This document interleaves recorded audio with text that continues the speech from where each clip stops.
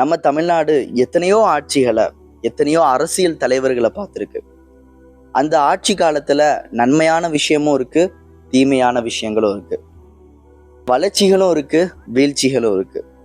பெண்களுக்கு எதிரான குற்றங்களா இருக்கட்டும், லஞ்சம் ஊழல் பெருகி இருப்பதா இருக்கட்டும், ஜாதி மத வெறுப்பாக இருக்கட்டும், இதெல்லாம் காமராஜர் காலத்துல இருந்து இப்ப வரைக்கும் வெளிப்படையாகவோ மறைமுகமாகவோ நடந்துகிட்டு தானே இருக்கு. இங்க நம்ம ஒரு சமூகமாக மாறாதவரை எதுவுமே மாறாது. எந்த அரசியல் தலைவர்களாலையும், எந்த ஆட்சி அதிகாரத்தினாலையும் எந்த ஒரு விஷயத்தையுமே மாற்ற முடியாது.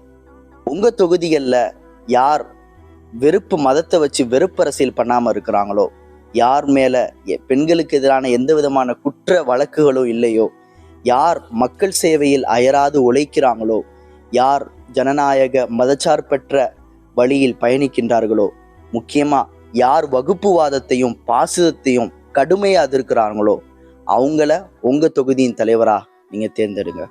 அஸ்ஸலாமு அலைக்கும் வரஹ்மத்துல்லாஹ்.